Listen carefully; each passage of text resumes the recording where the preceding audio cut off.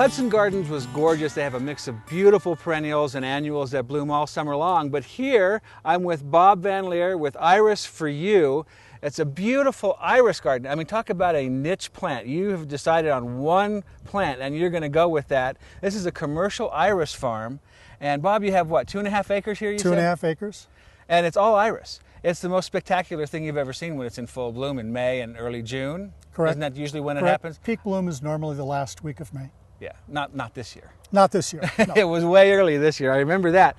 But one of the questions we get asked a lot is, how and when do you dig up and divide an iris, and why would you do it? When you're going to want to dig up the irises about middle of July, about 8 to 10 weeks after it's finished flowering. So 8 weeks after it's finished flowering. So from, say, the end of May, month of, you got And why do June, we want to wait that period of time? because there's no roots on the plant. Okay. But ideally, you want it to establish a new root system for the existing fan that's there that Okay. doesn't produce a flower.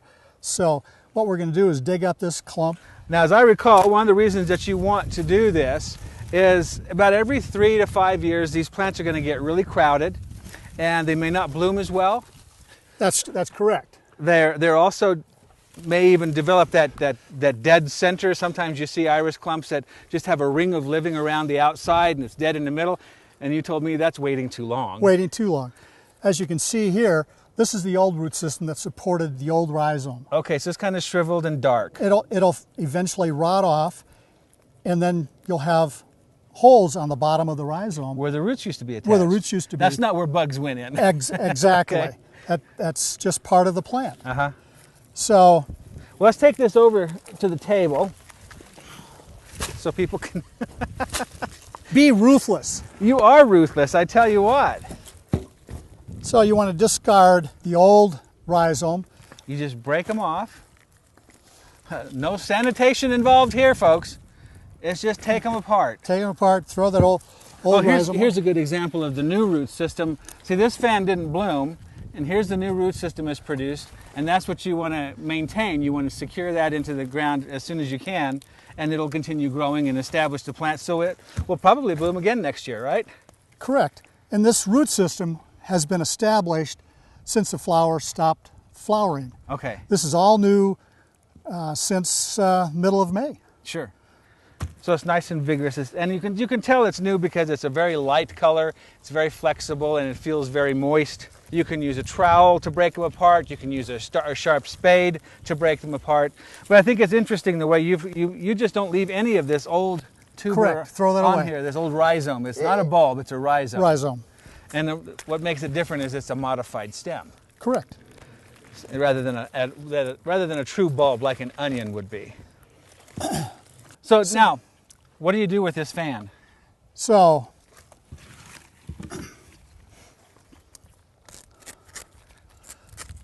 we're going to cut it, leaving about 6 inches. Yeah, it's about 6 to 8 inches. 6 to 8 inches. So you don't forget, you want to write down the name. So this was Dusky Challenger. Okay. So you got the end, the heel. You want to cut it off. Make Nice, a smooth clean cut. yeah. Let it sit overnight. Let it callus over before Okay. you replant. Now, repotting or replanting these, let's pretend like these have sat overnight. So you're going to go back in and prepare your soil. You want to incorporate some fresh compost into your ground. You're going to want to incorporate some triple superphosphate. A handful of it in the planting hole? Yeah, I think 2 pounds per 100 square feet. Okay. You know, so it doesn't take that much. Doesn't take that much, but when you put it in, don't just put it at the base of the plant. Put it all around in that area where you're planting. And dig it in, right? And dig it in. Okay. The triple superphosphate has to be incorporated into the soil because it doesn't leach into the ground in its So it needs to be where the roots are going to be. Correct. All right.